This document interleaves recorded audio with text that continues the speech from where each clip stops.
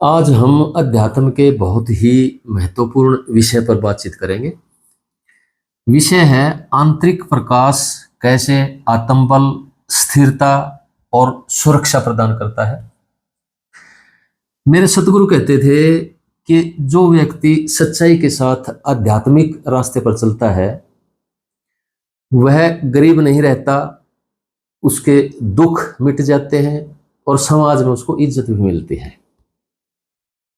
लेकिन साथ में एक और बात कहते थे कि जो आध्यात्मिक व्यक्ति होता है वो परमात्मा से या सतगुरु से कोई भी बाहर की चीज या अपनी इच्छा की चीजें नहीं मांगता। वो सतगुरु से या परमात्मा से यही प्रार्थना करता है कि हे मालिक, मुझे कुछ नहीं चाहिए, सतगुरु से सतगुरु को ही मांगो।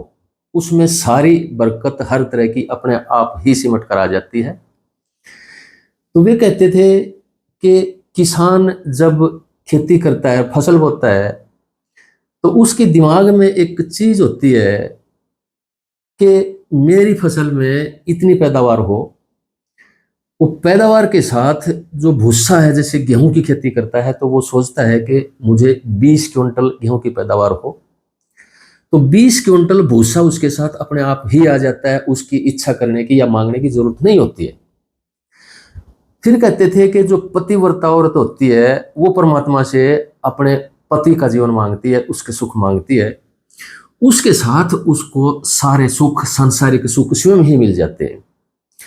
और वे कहते थे कि जो सच्चाई के साथ आध्यात्मिक रास्ते पर चलता है उसकी आने वाली जो जनरेशन है, उसकी प्रणालियां हैं, हर तरह की बरकत आने लगती है वहां पर। देखिए, जो अध्यात्म है इसमें एक बात कॉमन है, चाहे कोई भी धर्म हो, कोई भी संप्रदाय हो, कि जो परमात्मा है, जो ईश्वर है, उसके जब दर्शन होते हैं, उसके रूप के दर्शन होते हैं तो प्रकाश के रूप में होते हैं, और वो प्रकाश के रूप में ही उसका साक्षात्कार होता है। उदाहरण के तौर पे मैं कुछ इसमें संदर्भ देना चाहूंगा कि ईसाई धर्म का एग्जाम्पल लीजिए आप। इसमें 5वीं 6वीं शताब्दी में संत ऑगस्टिन हुए हैं। वे कहते हैं कि अंतरतम अनुभव में ईश्वर को अखंड प्रकाश के रूप में उन्होंने पाया, कि अखंड प्रकाश में चले गए वो देखते हुए। 7वीं शताब्दी में पोप ग्रेगरी महान क्या कहते हैं कि ईश्वर एक अनंत प्रकाश है। फिर संत बिंजन कहते हैं कि ईश्वर को, वे कहते हैं कि उन्होंने ईश्वर को एक लिविंग लाइट यानी कि जीवित प्रकाश के रूप में अनुभव किया। फिर जीसस क्या कहते हैं, स्वयं ईसा मसीह क्या कहते हैं कि तुम अपनी आंख को एक कर लो, शरीर प्रकाश से भर जाएगा। If therefore thine eye be single, thy whole body shall be full of light। फिर कहते हैं कि I am the light of the world. इस्लाम क्या कहता है? इस्लाम कहता है कि क्योंकि हर धर्म में मिस्टिक्स हुए हैं, रहस्यवादी हुए हैं, जिन्होंने, जैसे सूफी धर्म के संत हुए हैं, तो जिसने भी अंतरतम ध्यान में गया तो उसने परमात्मा को प्रकाश के रूप में पाया। इस्लाम धर्म में क्या कहते हैं कि खुदा जो है नूर है, नूर का नाम है, और इसी नूर से हजरत मोहम्मद का जन्म हुआ। उसके बाद दूसरे औलिया, शेख, रसूल, पीर, पैगंबर और सारी दुनिया का निर्माण हुआ। यानी कि उसी नूर से सारी रचना उत्पन्न हुई, अस्तित्व में आई। और उपनिषद तो हर स्टेप पर इस चीज को सिद्ध करता है, प्रमाण देता है कि जो परमात्मा है वो ज्योति स्वरूप ब्रह्म है। शंकराचार्य जी कहते हैं कि जब आत्म साक्षात्कार होता है तो चौथी अवस्था में जाकर के, जागृत, स्वप्न, सुषुप्ति और तुर्यातीत अवस्था में जाकर के आत्मा जब ब्रह्म के साथ एकाकार होती है और आत्म साक्षात्कार होता है तो प्रकाश रूप हो जाती है, प्रकाश के अंदर जाके समा जाती है ब्रह्म के, और जिसको वे संप्रज्ञात और असंप्रज्ञात समाधि कहते हैं। पतंजलि ऋषि से कहते हैं कि धर्म में समाधि लग जाती है, वो भी इसी को संप्रज्ञात और असंप्रज्ञात या सविकल्प और निर्विकल्प समाधि के रूप में बताते हैं। बौद्ध धर्म में क्या आता है कि बौद्ध धर्म में जब व्यक्ति चिंतन मनन करता हुआ अंतर की गुफा में चला जाता है तो उसके दिव्य चक्षु खुलते हैं। जद्दू कृष्णमूर्ति वे कहते हैं कि जो तीसरा नेत्र है उनके जीवन का सबसे महत्वपूर्ण एक पड़ाव है। तीसरा नेत्र खुलने के बाद इतनी अक्षमता आ जाती है कि जो वस्तु है या अस्तित्व है उसके वास्तविक स्वरूप को देखने में मदद हो जाती है और वो देख पाता है। अब इसमें देखिए जो ओशो क्या कहते हैं? ओशो कहते हैं कि जो आज्ञा चक्र है वो अंतर में जब हम विचारों को शांत करते हुए भावनाओं को विचारों को जब एक जो तरंग अंदर में उठती हैं वो शांत हो जाती हैं तो अंतर में प्रकाश खुलता है जिसको आज्ञा चक्र का या कुंडलिनी चक्र का खुलना कहते हैं। अपनी पुस्तक कुंडलिनी और सात शरीर में वे क्या कहते हैं कि हमारे 7 शरीर होते हैं। सबसे पहले स्थूल शरीर होता है, जो बच्चा जब पैदा होता है तो 7 साल तक ये शरीर रहता है। इसके बाद दूसरा भाव शरीर होता है जिसमें भावनाएं डेवलप होती हैं, जैसे एक सेक्सुअल मैच्योरिटी आती है, 14 साल तक रहता है ये, अगले 7 साल तक। तो इसके बाद जो सूक्ष्म शरीर है इसमें बुद्धि का और तर्क का एक डेवलपमेंट रहती है, विकास रहता है और ये अगले 7 साल यानी कि 21 साल तक ये पूरा हो पाता है अगर एक नॉर्मल रूटीन में विकास होता है तो। इसके बाद कहते हैं कि चौथा मनस शरीर होता है। मनस शरीर में जाकर के व्यक्ति को ओंकार की धुन सुनाई देती है, वो जो कॉस्मिक साउंड है, कॉस्मिक म्यूजिक है, वो सुनती रहती है उसको हर समय। इसके बाद कहते हैं कि आत्म शरीर है। आत्म शरीर निशब्द शरीर है, यहाँ कोई भी किसी तरह की कोई भी भाषा नहीं है, कोई भी लैंग्वेज नहीं है, कोई भी विचार नहीं है, यहाँ सब कुछ आकर के शांत हो जाता है। और इससे पहले जो मनस शरीर था, जो मनस शरीर था चौथा शरीर, और जिसको ओंकार ध्वनि का शरीर बताया है उन्होंने, तो वो विचारों की और शब्दों की और भाषा की एक अंतिम सीमा हो जाती है। और इससे आगे जो पांचवा शरीर है आत्म शरीर, इसमें सभी ये चीजें शांत हो जाती हैं। इसके बाद छठे शरीर में ब्रह्म शरीर कहते हैं। वो ब्रह्म शरीर में जाकर के क्या होता है कि तीसरा नेत्र खुल जाता है, व्यक्ति प्रकाश में, ब्रह्म के प्रकाश में चला जाता है और ब्रह्म के साथ एकाकार हो जाता है, आत्म साक्षात्कार हो जाता है आत्मा का। और 7वें शरीर को बोलते हैं वो निर्वाण काया। निर्वाण काया क्या है कि जो ज्योति, जो प्रकाश छठे शरीर में दिखता है, आज्ञा चक्र खुलता है, वो भी बुझ जाता है। यानी कि अस्थि के साथ नास्ति का अनुभव भी पूरा हो जाता है और एक सर्कल पूरा हो जाता है। आस्तिक और नास्तिक एक तरह का वहां पर जाकर के जो ब्रह्म रूप होता है वो कहते हैं कि वो भी नहीं होता है, वहां पर एक तरह से न्यूट्रल स्थिति में व्यक्ति आ जाता है। और वहां पर क्या होता है कि महाशून्य घटित होता है, महामृत्यु और देह शून्यता का अनुभव व्यक्ति को मिलता है। तो अब देखिए, हर जो एक परिस्थिति आई है, हर समाज में जितने मिस्टिक हुए उन्होंने इस चीज को अनुभव किया है। अब जो देखिए जैन धर्म और व्याज्ञ चला जाता है, वो कहता है कि जो उपयोग बोलता है, जो आत्मा का एक लक्षण है उपयोग।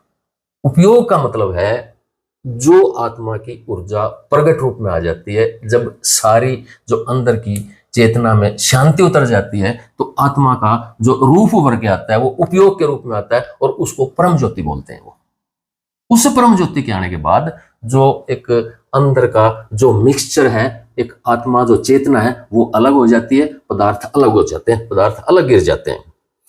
श्री अरविंदो क्या कहते हैं? श्री अरविंदो ने जो आंतरिक प्रकाश है उसको इंटेलिजेंस के साथ और उसको चेतनता के साथ जोड़ा है। वे कहते हैं कि जब अंतर में विजन खुलता है, यानी कि कभी कभी जब प्रकाश की झलक मिलती है तो उसको वो विजन कहते हैं। इसके बाद जब ध्यान में प्रकाश हमें कभी कभार दिखने लगता है तो उसको एक्सपीरियंस कहते हैं। और जब ये प्रकाश हमारे अंदर ठहर जाता है परमानेंट तौर पर और ये बहने लगता है और उसका हम एक तरह से वेसल बन जाते हैं, यंत्र बन जाते हैं, तो उसको कहते हैं पूर्ण अनुभूति।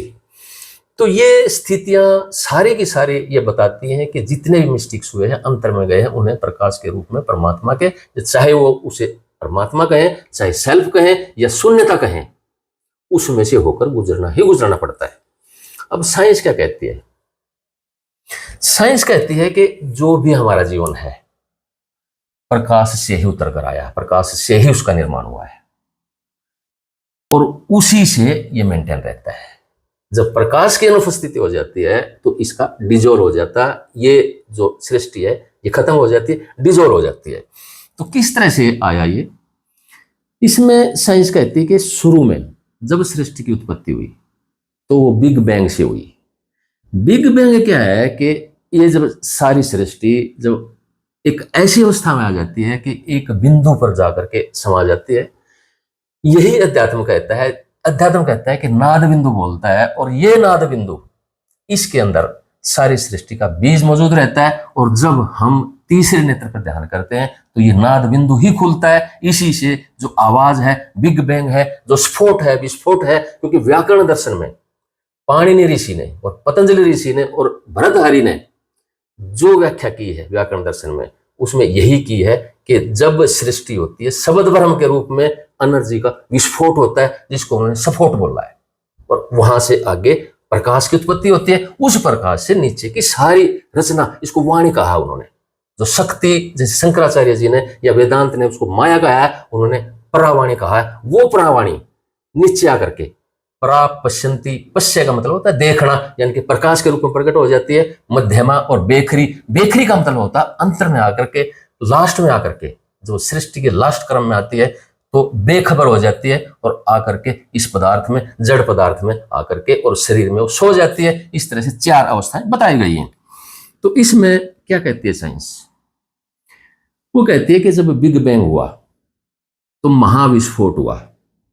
महाविस्फोट होने से क्या हुआ कि जो सारा मैटर या पदार्थ एक बिंदु पर आकर के सिमट गया था, वो बिखरने लगा। बिखरने लगा तो उसके बाद अलग अलग सतह पर जो तापमान था बहुत ज्यादा था, और जब वो तापमान ठंडा हुआ तो उसमें से प्रकाश के फोटोन निकले हैं, और ये फोटोन, इनसे प्रकाश की तरंग अस्तित्व में आई। और जब ये प्रकाश नाभिकीय सूक्ष्म जो कण हैं, जो सब एटॉमिक पार्टिकल्स हैं, उनके साथ मिलकर के अणुओं की रचना की, मॉलिक्यूल की रचना हुई, और ये सारी सृष्टि अस्तित्व में आई। तो देखिए, चाहे अध्यात्म है और चाहे साइंस है, दोनों इस चीज से एग्री करते हैं कि इस सृष्टि की रचना प्रकाश से हुई है। तो अब ये प्रकाश का क्या गुण है, इसके बारे में तो क्यों ये एक इतना इंपॉर्टेंट माना गया है, और जो आज का जो मैंने विषय लिया है कि किस तरह से आत्मबल पैदा होता है, किस तरह से स्थिरता पैदा होती है और कैसे सुरक्षा प्रदान करता है व्यक्ति को, उसके बारे में डिस्कशन करते हैं। देखिए, जो प्रकाश है, एक साधारण आप लोहे की छड़ी ले लीजिए, इसके चारों तरफ बिजली के तार लपेट दीजिए और इसमें से इलेक्ट्रिक करंट गुजार दीजिए। या जो लोहे का टुकड़ा है, एक साधारण टुकड़ा है, उसको बड़े चुंबक के संपर्क में ला दीजिए, तो वो लोहे का टुकड़ा जिसमें प्रकाश या करंट नहीं था या मैग्नेटिक फोर्स नहीं थी, वो मैग्नेट बन जाता है, चुंबक बन जाता है। और जब इसमें चुंबक बन जाता है या इलेक्ट्रोमैग्नेटिक इंपैक्ट, जैसे आप जब उसमें प्रकाश के चारों तरफ उसका गुजार देते हैं उसको, तो इलेक्ट्रोमैग्नेटिक इफेक्ट उसमें पैदा हो जाता है। तो इसमें क्या होता है कि जो सिंपल लोहे की छड़ थी, उसके अंदर जो इलेक्ट्रॉन थे, उनकी ऊर्जा बिखरी हुई थी, यानी कि उनका जो स्पिन था, किसी का किसी दिशा में था, दूसरे का दूसरी अपोजिट दिशा में था।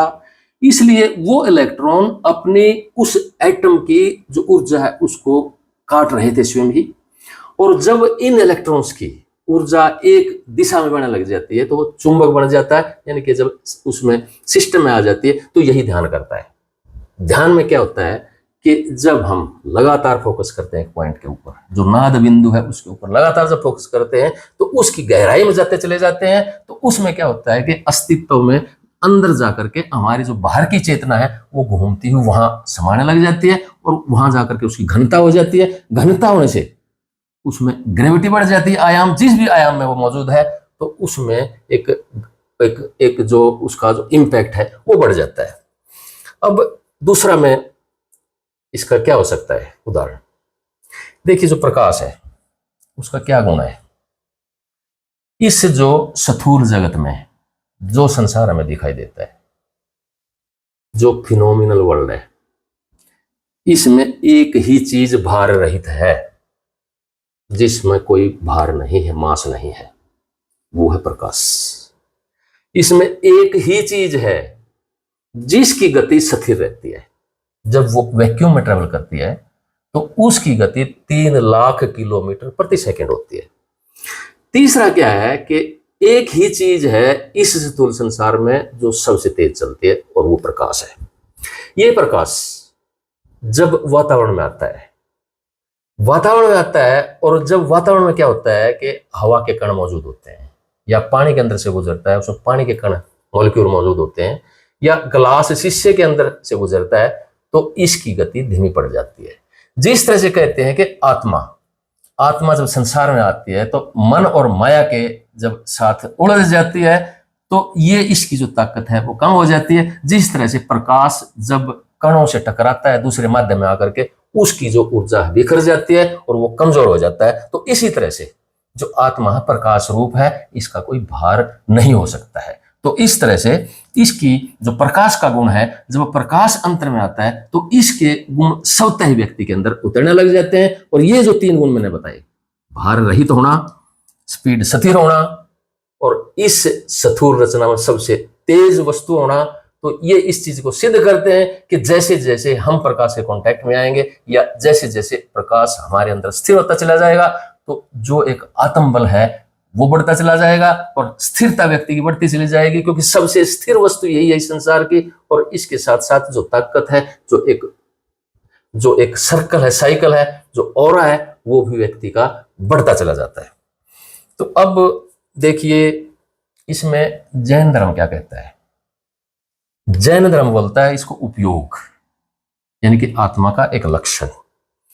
इसमें क्या होता है, जैन धर्म कहता है कि जो हमारी आत्मा है उसके ऊपर कर्मों के बीज जम गए हैं। कर्मों के बीज रेत के तौर पे, जैसे एक रेत होता है वो एक बीज के तौर पे, जैसे चादर होती है, आत्मा को एक चेतना की चादर कहिए, और उसके ऊपर जब पदार्थ के यानी कि मिट्टी जम जाती है, एक शीशे के ऊपर धूल जम जाती है, हमारी आत्मा जो जीव आत्मा है इस रूप में यहाँ करके ठहर जाती है। जन्म जन्मों के कर्म उसके ऊपर जमा हो जाते हैं, और जो आत्मा का प्रकाश है वो दिखाई नहीं देता है। और जब हम अभ्यास के द्वारा, तपस्या के द्वारा जब अंतर में जाते हैं, तो आत्मा का प्रकाश खुलने लगता है। जब आत्मा का प्रकाश खुलने लगता है तो उसको उपयोग कहा गया है। तो उपयोग से क्या होता है कि जैसे जैसे वो प्रकाश, इसको दिव्य दर्शन कहा है जैन दर्शन में, तो जैसे जैसे खुलता है, जो उसके ऊपर जो पदार्थ के कण, जो पुद्गल कहा गया, उनको जो पुद्गल और जो रेत के कण होते हैं, जो एक स्थूल कण या मन माया के कण होते हैं उस चादर के ऊपर, वो झड़ने लगते हैं, और जो चादर है वो एक तरह से निर्मल होने लगती है, और प्रकाश हमारे सामने एक अंतर में समाधि रूप में प्रकट होने लगता है। यही कबीर साहब कहते हैं कि कबीर ने चादर ऐसी ओढ़ी ज्यों की त्यों धर दीनी। तो ये चादर कौन सी है, ये चेतना की चादर है। उस चेतना के ऊपर जो भी धूल जमी हुई होती है, जब वो धूल उतरने लगती है, जो अंतर की जो आत्मा है वो प्रकाश रूप में प्रकट होने लगती है। देखिए क्या होता है कि जब हम ध्यान में बैठते हैं तो जो हमारी चेतना है इसमें भी अलग अलग आयाम हैं। शरीर का आयाम अलग है, मन का आयाम अलग है, आत्मा का आयाम अलग है। तो इस तरह से इस सृष्टि में भी जैसे 4 जो स्थूल संसार है, विज्ञान कहता है कि इसमें 4 आयाम हैं।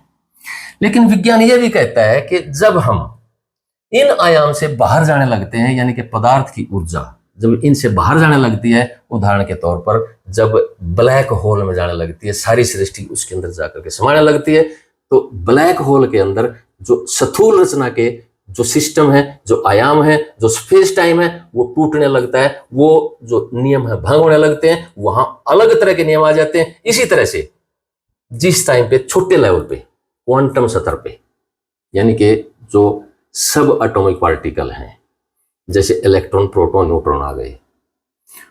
उस स्तर पर जब प्रकाश उनके अंदर से गुजरता है तो हम उनको देख नहीं पाते हैं, यानी कि उनके अंदर से पार हो जाता है। और ब्लैक होल में क्या होता है कि वो प्रकाश उसके अंदर जाके समा जाता है, वो प्रकाश बाहर नहीं आ पाता, इसलिए ब्लैक होल को हमने देख पाते हैं। वो पांचवा आयाम होता है, वो पांचवा आयाम है। इस तरह से विज्ञान कहता है कि 11 आयाम हो जाते हैं। जो स्ट्रिंग थ्योरी दी है उन्होंने, और बोसोनिक स्ट्रिंग थ्योरी दी है, उसमें विज्ञान कहता है कि 26 आयाम हो सकते हैं। और वेद क्या कहते हैं, हमारे वेद कहते हैं कि 64 तक आयाम हो सकते हैं। 10 आयाम का वर्णन किया है, लेकिन उन्होंने कहा है वेदों ने कि 64 आयाम हो सकते हैं। 64 आयाम क्यों हो सकते हैं कि अलग अलग लोकों में ऊर्जा का अलग स्तर होता है, उसमें जो वस्तु की स्थिति अलग होती है, गति अलग होती है। तो इन चीजों को तो वेद इस तरह से, जो शास्त्र हैं, ये कहते हैं कि जब ये आयाम खुल जाते हैं तो व्यक्ति भविष्य और भूत को देखने के योग्य हो जाता है। ये आज की साइंस भी कह रही है। सिंगुलरिटी का सिद्धांत भी कह रहा है। क्या है सिंगुलरिटी का सिद्धांत? कि जब ब्लैक होल के अंदर जब जाकर के चीजें समा जाते हैं, जो ये ब्रह्मांड समाने लगता है, तो वो एक बिंदु पर जाकर के समा जाता है, उसको सिंगुलरिटी बोलते हैं। सिंगुलरिटी का मतलब ये है कि जो बिखरी हुई इस ब्रह्मांड की ऊर्जा थी, वो सारी एक रूप में आकर के एक पॉइंट पर आकर के समा जाती है। वहां पर टाइम और स्पेस भी जाकर मुड़ जाता है, एक बिंदु पर जाकर सिमट जाता है। इसका मतलब क्या है? इसका मतलब यह है कि जब ये स्थिति पैदा होती है, यानी कि टाइम और स्पेस, इसकी गति रुक जाती है, रुकने लग जाती है, तो वहां पर उस अस्तित्व का जो घनत्व है, डेंसिटी है, वो बहुत ज्यादा हो जाता है, अनंत हो जाता है वो।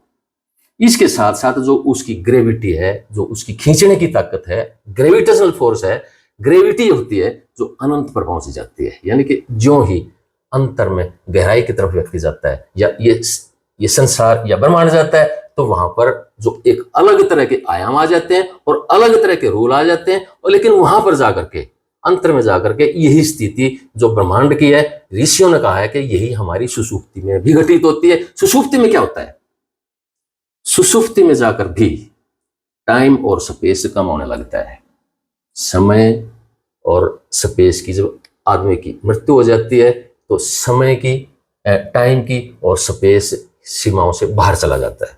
तो वहां पर क्या होता है? सिंगुलरिटी बोला उसको। सिंगुलरिटी का मतलब है सिंगल, यानी कि दो नहीं, यानी कि सारी ऊर्जा उस स्थान पर जाकर सिमट जाती है। और जब सिमट जाती है तो उसका घनत्व है, जो घनापन है, उसका गाढ़ापन है, और उसकी जो ग्रेविटी है, उसकी खींचने की ताकत है, वो अनंत तक हो सकती है। इसलिए आत्मा के अंदर ये कहा गया है कि जैसे ब्रह्म का एक अनंत और अखंड रूप है, अनंत प्रकाश के रूप में चली जाती है, तो आत्मा में वो गुण मौजूद होता है। और वो मौजूद कब होता है? जब हम सिंगुलरिटी की तरफ जाते हैं। सिंगुलरिटी जैसे ब्लैक होल मैंने बताया, ब्लैक होल में जब सेंटर में चले जाते हैं, अक्षित, ये इवेंट होराइजन बोल रहा है इसको, इवेंट होराइजन के अंदर जब कोई चीज चली जाती है तो उसका घनत्व इतना हो जाता है, क्योंकि एक सारा ब्रह्मांड एक बिंदु पर जाकर सिमट जाता है, विज्ञान कहता है।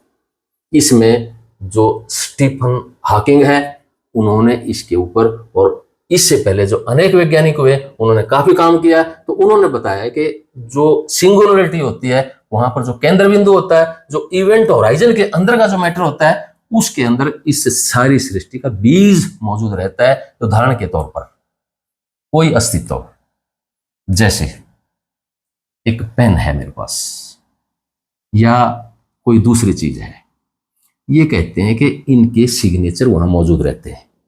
कोई भी स्थूल जो अस्तित्व था, उस ब्लैक होल में जाकर के समा जाता है, तो उसके सिग्नेचर रहते हैं, उसको इंफॉर्मेशन बोल रहा है। और हॉकिंग ने, वैज्ञानिक ने, इंफॉर्मेशन पैराडॉक्स कहा है उसको। और उन्होंने कहा है कि एक तरह का वहां पर होलोग्राफिक ट्री हो सकता है। होलोग्राफिक थ्योरी दी है उन्होंने कहा कि वहां एक ट्री के रूप में सारा नक्शा इस ब्रह्मांड का उस समय भी मौजूद रहता है, और जब ये दोबारा से सृष्टि आती है तो वो नक्शा दोबारा प्रकट हो सकता है। अब प्लेटो क्या कहते हैं? प्लेटो यही तो कह रहे हैं, सुकरात के शिष्य हुए। वो कहते हैं कि इस दुनिया से एक दूसरी दुनिया है। उस दुनिया में क्या होता है कि हर चीज का शुद्ध रूप फॉर्म्स के रूप में मौजूद रहता है।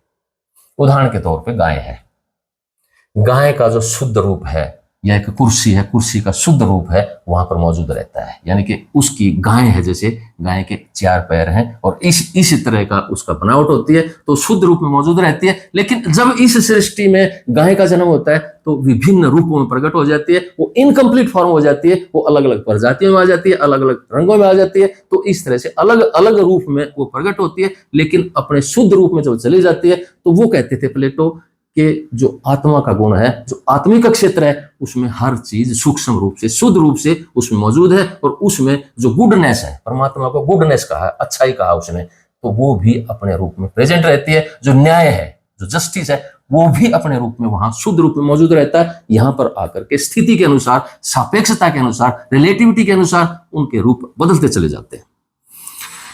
तो देखिए ये चीजें।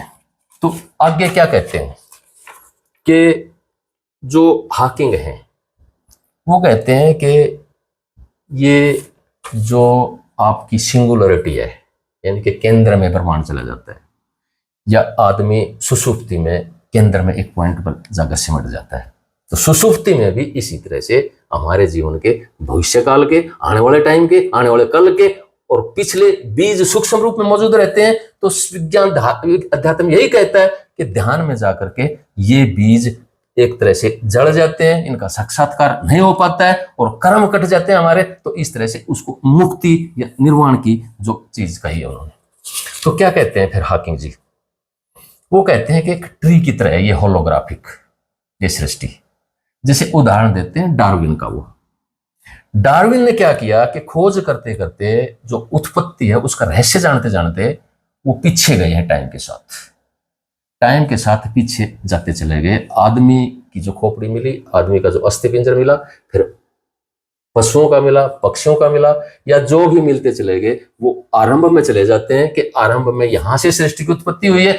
तो हॉकिंग जी कहते हैं कि इस ब्लैक होल में भी हम पास्ट में जा सकते हैं। ये होलोग्राफिक ट्री कहा उन्होंने। ट्री का मतलब ये है, क्या होता है ट्री का मतलब, वृक्ष का मतलब ये होता है कि जैसे देश के स्तर पर सबसे ऊपर राष्ट्रपति और प्रधानमंत्री होते हैं, उसके बाद मंत्री आ जाते हैं, मंत्री के बाद दूसरे डिपार्टमेंट आ जाते हैं, स्टेट्स आ जाते हैं, मुख्यमंत्री आ जाते हैं। तो निचले स्तर तक एक ट्री बनता है, पेड़ बनता है। तो हॉकिंग जी कहते हैं कि इस तरह से हम इस नॉलेज के माध्यम से 2D से 3D प्रकट हो जाती है वहां पर। यानी कि 2 डायमेंशन, जैसे एक प्लेट होती है ना, उससे, जैसे हमारा टीवी है, टीवी का जो स्क्रीन है 2 डायमेंशन का है, वो लंबाई चौड़ाई का। लेकिन उसमें हम 3 डायमेंशनल चीजों को देखते हैं। उसमें आदमी की ऊंचाई भी दिखती है, चीजों की ऊंचाई भी दिखती है, लंबाई चौड़ाई भी दिखती है। तो वो कहते हैं कि ये जो ब्लैक होल है कि डिस्क के रूप में जब घूमता है तो 2 डायमेंशनल होता है, और इसमें से 3 डायमेंशनल चीज की उसमें समय और टाइम भी आ जाता है। तो उसमें हम चीजों को बैक में जा सकते हैं, पास्ट में जा सकते हैं चीजों का, और जो समय की शुरुआत है उसको हम देख सकते हैं। तो इस तरह से यही प्लूटो कह रहा, यही अध्यात्म कह रहा कि जो सुषुप्ति है, ये ब्रह्मांड की भी सुषुप्ति है, व्यक्ति की भी सुषुप्ति है, और जब व्यक्ति और ब्रह्मांड की सुषुप्ति तक जाते हैं तो हमें अस्तित्व का, अपने अस्तित्व का और ब्रह्मांड के अस्तित्व का हमें भेद मिल सकता है। और वो कहते हैं, विज्ञान भी कहता है, अध्यात्म भी कहता है, आयाम भी कहते हैं कि आयाम में जब हम अंतर और अंतरतम में जाते चले जाते हैं तो एक ज्ञान, एक व्यक्ति की चेतना वो बढ़ती चली जाती है। इसको उदाहरण के तौर पर समझ सकते हैं हम कि जैसे मैं इस गली के अंदर से जा रहा हूं, आगे मोड़ है, उस मोड़ पे दूसरी तरफ क्या है मुझे नहीं पता है, आने वाले टाइम में क्या है मुझे नहीं पता है, या पिछले मोड़ पे क्या अब आ गया मुझे नहीं पता है, ना पास्ट का पता है ना फ्यूचर का पता है। लेकिन जब हम दूसरे आयाम में आ जाते हैं और एक दूसरे ऊर्जा के स्तर पर आ जाते हैं, उदाहरण के तौर पे हम ऊपर उठ जाते हैं, बिल्डिंग से ऊपर उठ जाते हैं, बिल्डिंग से ऊपर उठ करके हम देखते हैं तो सारे मोड़ हमारी दृष्टि के सामने क्लियर हो जाते हैं। पिछला मोड़ भी, आने वाला मोड़ भी, कि आने वाले मोड़ पर क्या आ रहा है, पिछले मोड़ पर क्या चला गया है, और अब हम किस स्थिति में। तो ये कहता है कि अध्यात्म और जो ऊर्जा का स्तर है, जब आयाम बदल जाते हैं तो व्यक्ति को इस तरह से चीजें सूझने लग जाती हैं, आगे पीछे की जो रिफ्लेक्शन है वो आने लग जाती हैं, आने वाले टाइम की घटनाएं का एहसास होने लग जाता है। उसको नहीं पता होता उन घटनाओं का, लेकिन आने वाले टाइम की जो घटनाएं हैं उसके अंदर से जब गुजरती हैं सूक्ष्म रूप में, क्योंकि हर चीज का सूक्ष्म रूप भी होता है, कारण रूप भी होता है, बीज रूप भी होता है। तो सूक्ष्म रूप आगे की आने वाली चीजें सूझने लग जाती हैं, उनके प्रबंध होने लग जाते हैं। मान लो कोई समस्या आती है, आगे 5 साल के बाद किसी व्यक्ति को पारिवारिक समस्या आती है या सामाजिक समस्या आती है या कोई अचीवमेंट आनी होती है, तो उसकी तैयारी, ये जो नेचर है, ये परमात्मा है, उसकी तैयारी पहले से ही शुरू हो जाती है, क्योंकि मल्टी डायमेंशनल पर के ऊपर उसकी जो ऊर्जा है वो कार्य करने लग जाती है। अब देखिए, ये जो अंतर का जो सिंगुलरिटी है या प्रकाश है या मैग्नेटिज्म है, इसको हम कैसे बढ़ा सकते हैं, किस तरह से अभ्यास में इस चीज को प्रकट कर सकते हैं, जिसको आत्म साक्षात्कार कहा है। सृष्टि की शुरू से ही, सृष्टि की शुरुआत नहीं, सॉरी, जब ज्ञान उभर कर आया है, शास्त्रों का ज्ञान, भारतीय ज्ञान, भारतीय कल्चर का ज्ञान, संस्कृति का ज्ञान जब शुरू में उत्पन्न हुआ है, उसमें 2 मुख्य धाराएं जो उभर करके आई है, ध्यान की या मंथन की, चीजों को समझने की, चेतना की उन्नति विकास में जाने की 2 पद्धति हमारे सामने आई है। एक तो कपिल ऋषि ने दी है, जिसको सांख्य योग बोलते हैं, जिसको सांख्य बोलते हैं। दूसरी जो पद्धति थी पतंजलि ऋषि की योग दर्शन थी। जो कपिल ऋषि ने सांख्य दर्शन दिया है, उसमें क्या है कि बुद्धि के स्तर पर उतरता है, वो बुद्धि के स्तर पर चिंतन मनन होता है विषयों के बारे में, या जो ये संसार है, ब्रह्मांड है, हमारा शरीर है, ये बुद्धि के स्तर पर चिंतन होता है। कपिल ऋषि कहते हैं कि 25 प्रकृति हैं जिनसे हम बने हैं, ये सारा संसार बना है। मूल प्रकृति से ही नीचे उतर करके आए हैं, और जो मूल प्रकृति है वो जड़ है, अनंत है, वो भी अखंड है, वो भी अनंत है, लेकिन वो मुर्दा है, जड़ है, लेकिन वो जिंदा कब होती है? जब आत्मा का प्रकाश, पुरुष जिसको बोल रहा है, जो आत्मा का प्रकाश उसके संसर्ग में आता है, उसके कांटेक्ट में आता है। जब आत्मा ये सोचती है कि मैं भी देखूं कि प्रकृति क्या है, इसके नजारे क्या है, उसकी इच्छा होती है नीचे उतरने की, इस संसार में आने की, तो उसका प्रकाश जब जड़ प्रकृति है, जड़ प्रकृति के ऊपर पड़ता है, तो जड़ प्रकृति उसके साथ चिपटने लगती है और वो प्रकाशित होने लगती है।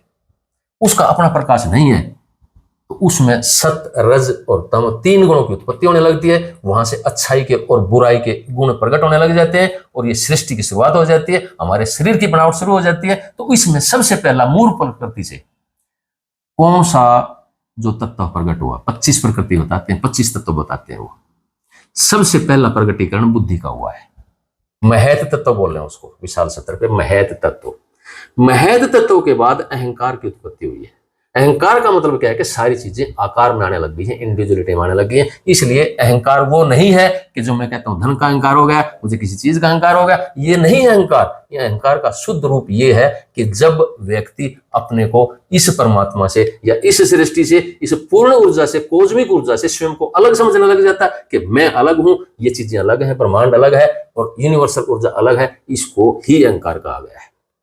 तो जब ये अहंकार मिट जाता है कि मैं नहीं हूं, अहम ब्रह्मास्मि तत्वमसि, तू वही है, तो जब ये अहंकार मिट जाता है तो महत तत्व में चला जाता है व्यक्ति वापसी में। उसको विजडम, विवेक, ख्याति, प्राप्ति बोला गया, उसी को केवल ज्ञान बोला गया। और वहां से फिर मूल प्रकृति में चला जाता है। जो मूल प्रकृति में चला जाता है तो पुरुष अलग हो जाता है, प्रकाश अलग हो जाता है, यानी कि पुरुष की मुक्ति अलग हो जाती है, और जो प्रकृति है उसको अपने रूप में आकर के ठहर जाती है।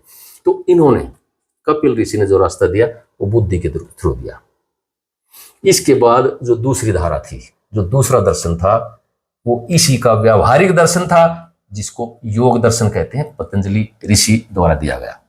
ये उसका व्यावहारिक दर्शन है। ये क्या करते हैं, ये बुद्धि की जगह चित्त को, चेतना को रखते हैं। ये चिंतन की जगह देखने को पश्यंती, यानी कि पश्य, जो प्रापश्यंती, जो वाणी के मैंने रूप बताया आपको, ये पश्यंती के रूप में आ जाते हैं। तो जो 25 प्रकृति है, जैसे मैं शरीर हूं, 10 इंद्रियां हैं, 5 तन्मात्रा हैं, 5 महाभूत हैं, मन है, अहंकार है। इसके बाद जो बुद्धि या महत तत्व था, उसकी जगह चित्त को रखते हैं, चेतना को रखते हैं। यानी कि चेतना के ऊपर ये उन जो 25 प्रकृति है, उनकी तरंगों को देखते हैं, उन विकारों को देखते हैं। और जब ये देखते देखते चेतना के ऊपर जब इनकी तरंग रुक जाती है, जिसको उन्होंने चित्त वृत्ति निरोध कहा है, यानी कि चित्त के ऊपर जो भावनाओं की, वासनाओं की या मन के विचारों की जो तरंगें उठती हैं वो सारी चेतना के अंदर समा जाती हैं, यानी कि जो चेतना के ऊपर मैल था वो हट जाता है और उनकी ऊर्जा थी, मन की ऊर्जा थी, इंद्रियों की ऊर्जा थी, वो चेतना की ऊर्जा में, आत्मा की ऊर्जा में जाकर के जब समा जाती है तो पुरुष की मुक्ति हो जाती है। तो उन्होंने क्या किया है, जो चेतना का सत्र लिया है उसमें देखने का प्रावधान रखा गया है। जो कपिल ऋषि ने चिंतन का प्रावधान रखा था। अब जो कपिल ऋषि ने जो रास्ता दिया था, इसी रास्ते को महात्मा बुद्ध अपनाते हैं, इसी रास्ते को ओशो अपनाते हैं, इसी रास्ते को जद्दू कृष्णमूर्ति अपनाते हैं। वे कहते हैं कि जो विचार की तरंग है, पहली बात तो वे भी यही कहते हैं कि यहां सब कुछ अस्थिर है, कुछ भी स्थिर नहीं है। ये सोचो कि यहां सिर्फ आत्मा को छोड़ करके कुछ भी स्थिर नहीं है। और दूसरा वो क्या कहते हैं कि जो मन है यही हमारा संसार है, यही हमारा शरीर है। तो इसी को ही कहा गया है कि I think therefore I am. ये एक अंग्रेज के एक साइंटिस्ट हुए हैं, जो फिलोसफर भी थे। उन्होंने कहा था कि मैं इसलिए हूं कि मैं सोचता हूं, यानी कि ये जो लाइन आई है आपकी कपिल ऋषि से शुरू होकर के, अष्टावक्र ने यही अपनाई है, बुद्ध ने, ओशो ने, कृष्णमूर्ति ने इसी चीज को अपनाया है कि जो विचार हैं, इनकी जो तरंगें हैं वो हमारी बर्बादी का कारण है। हमें इनसे अलग होना है। जिस टाइम पर ये अलग हो जाएंगी, ये हम विचार की जो तरंगें हैं, भावनाओं की जो तरंगें हैं, शांत हो जाएंगी। जब शांत हो जाएंगी तो अष्टावक्र कहते हैं कि अंदर से सत्य प्रकट हो जाता है। जो अंतर में प्रकाश रूप है चेतना का, वो प्रकट हो जाता है। उसी को महात्मा बुद्ध दिव्य चक्षु बोलते हैं। उसी को ओशो आज्ञा चक्र का, कुंडलिनी का जागरण कहते हैं। उसी को जो कृष्णमूर्ति हैं तीसरे नेत्र का प्रकट होना कह देते हैं, आत्म साक्षात्कार कह देते हैं।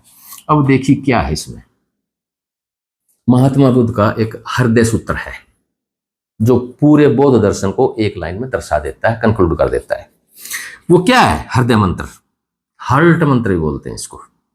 गते गते पार गते संगते बोधि स्वाहा।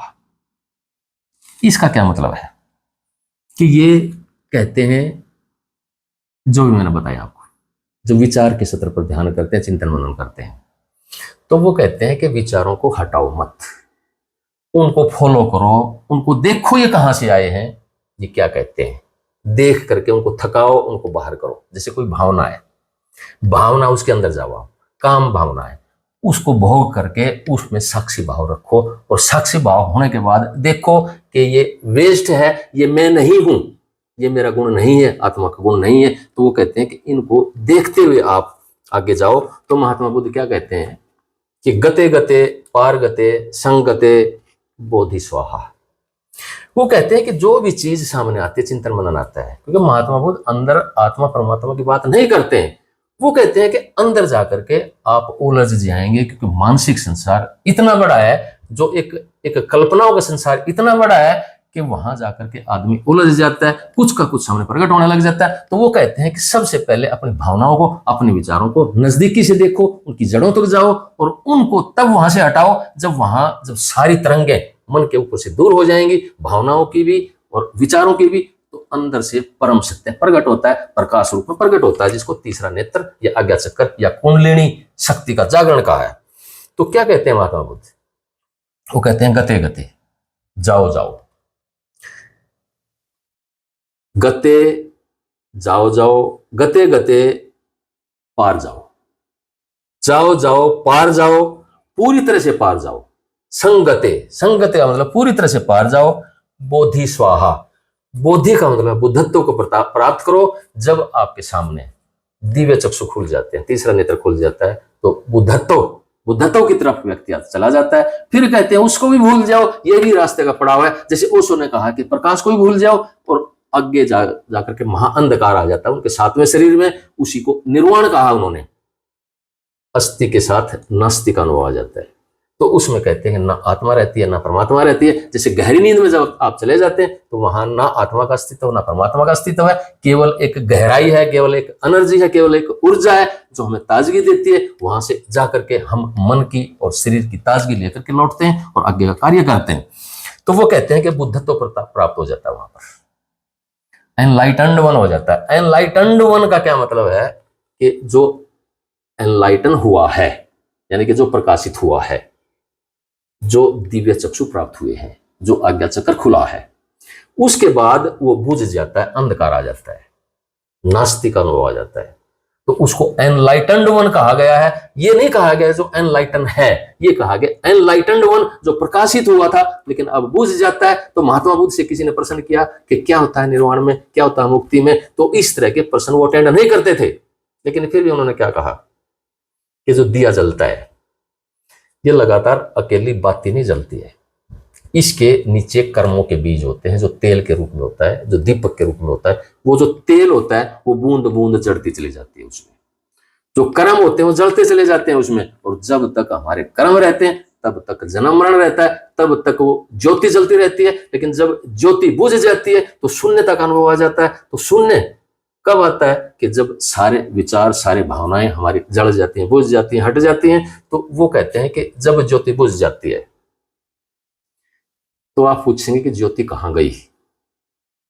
ज्योति अस्तित्व के अंदर ही है, लेकिन ज्योति आपको दिखाई नहीं देती है। इसको शून्यता का अनुभव कहा है, यहां कुछ नहीं दिखाई देता है, निर्वाण की ये अवस्था उन्होंने कहा है। तो इन्होंने कहा है कि बोधि स्वाहा, यानी कि बुद्धत्व का एक्सपीरियंस आने के बाद भी उसको भी स्वाहा कर दो आप। जो प्रकाश रूप में हमें दिखाई दिया था उससे भी आगे देह शून्यता, उसको कहते हैं देह शून्यता, या महामृत्यु में चले जाओ, महाअंधकार में चले जाते हैं, तो तब जाकर के साइकिल पूरा होता है। तो इसको जो बुद्धि की, जो बुद्धि एक रास्ता चला है, उसमें इस तरह से आप एक विचारों के माध्यम से और बुद्धि को, विचारों को, भावनाओं को फॉलो करते हुए आप आगे चलते हैं।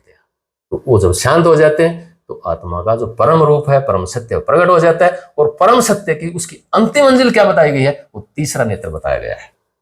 तीसरा नेत्र जब खुलता है, आज्ञा चक्र जब खुलता है, सातवां शरीर जब खुलता है, तो व्यक्ति, जो वस्तुएं हमारे सामने आती हैं, जो विचार हम सोचते हैं, जो भावनाएं ध्यान में प्रकट होती हैं, उसमें क्या होता है कि हम उनके वास्तविक रूप को देखने के योग्य हो जाते हैं। प्रकाश में स्थिति हो जाती है। उस प्रकाश में हम जो अचेतन है या अर्धचेतन है, उसमें जो बीज पड़े हुए हैं, उसमें जो विचार, जो भावनाएं पड़ी हुई है, काम, क्रोध, लोभ, मोह, अहंकार की जो भावनाएं उनमें दफन है लाखों साल की, तो वो प्रकट होने लग जाती हैं। लेकिन जब तीसरा नेत्र खुल जाता है तो उस प्रकाश में उनके वास्तविक स्वरूप तक पहुंचने में मदद मिल जाती है और आदमी जल्दी एक उसमें यात्रा करने लगता है। तो ये एक रास्ता जो कपिल ऋषि से शुरू हुआ था। अब दूसरा रास्ता कौन सा है? दूसरा रास्ता है जो पतंजलि ऋषि ने व्यावहारिक रास्ता दिया था, जो चित्त पर आधारित था, चेतना पर आधारित था, यानी कि चित्त के ऊपर देखते हैं। इसमें क्या होता है, इसमें जब चेतना के ऊपर कैसे खुलता है ये, इसको जो तीसरा नेत्र है कैसे खुलता है, ये संत मत में इसी का अभ्यास किया जाता है। इसमें विचार को फॉलो नहीं किया जाता, इसमें भावनाओं को फॉलो नहीं किया जाता, क्योंकि भावनाएं और विचार हैं जो मन का संसार है, ये लाखों साल पुराना है। विज्ञान क्या कहता है?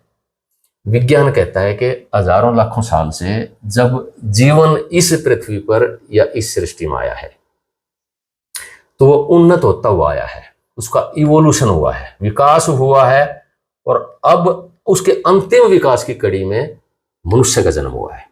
यानी कि जो लाखों सालों में पेड़ थे, पौधे थे, या पशु थे, या दूसरे जीव थे, उनका विकास धीरे धीरे हुआ है, फिर वही विकास आदमी के रूप में प्रकट हुआ है। इसको इवोल्यूशन थ्योरी बोलते हैं, विकास की थ्योरी बोलते हैं, विकास का सिद्धांत बोलते हैं, जो डार्विन ने दिया है। तो इसमें भी आप देखते हैं जो हमारा अस्तित्व आया है वो लाखों साल पुराना है। वो पशुओं के अंदर से होकर के भी आया है, वो पक्षियों के अंदर से भी होकर के आया, पौधों के अंदर से होकर के आया। तो उनके जो भी संस्कार थे, उनके जो भी गुण थे, आज हमारे अंदर सारे मौजूद हैं, और वो गुण हमारे अचेतन में और अर्धचेतन में बीज रूप में पड़े हुए हैं। तो वो इतने ज्यादा हैं कि वो आप खत्म नहीं कर सकते हैं। दूसरा क्या है, अध्यात्म क्या कहता है? अध्यात्म कहता है कि 84 लाख योनियों का वर्णन किया अध्यात्म ने, कि जो हमारी आत्मा है वो 84 लाख जीवन में से गुजर के आती है। उसमें क्या होता है कि जो पिछले जन्मों के अनंत कर्म होते हैं, उनके बीज होते हैं, वो हमारे अंदर मौजूद रहते हैं और अचेतन और अर्धचेतन में पड़े हुए हैं। उसमें भी भरमार है, वो इतने ज्यादा होते हैं कि उनको आप एग्जॉस्ट नहीं कर सकते, संभव ही नहीं है। यानी कि इतने ज्यादा भावनाएं दबी हुई है, एक भावना को देखते हो, उसको फारिग करते हो, वो दोबारा से फिर आ जाएगी आपके सामने। उदाहरण के तौर पर काम वासना है, आप काम वासना में से व्यक्ति निकल करके आया है, लथपथ है इसका एक एक सेल, इसकी एक एक कोशिका उस एनर्जी में लथपथ है, क्योंकि वहां से ही निकल करके आई है, इसका आधार ही वो है, इसकी बेसिक एनर्जी ही वो है। तो ये एनर्जी सेल के कण कण में, हमारी कोशिकाओं के कण कण में समाई हुई है। तो ये जब आप मान लो अभ्यास में बैठते हो और काम वासना से छुटकारा चाहते हो, क्योंकि अंत में ओशो ने भी ये कहा कि काम वासना से हमें छुटकारा लेना ही होगा। ये भी एक तरंग है, बहुत बड़ी तरंग है, और इस से जब छुटकारा होगा तभी हम आज्ञा चक्र तक पहुंच सकते हैं। लेकिन काम वासना इतनी जल्दी नहीं खत्म होती आपकी। जितना ज्यादा विचारों में इसको समझने की कोशिश करेंगे आप, इसकी जड़ों तक चले जाएंगे आप। इसका उदाहरण, इसका जो एग्जाम्पल है वो जैन धर्म देता है। उसमें एक टर्म है केवल ज्ञान।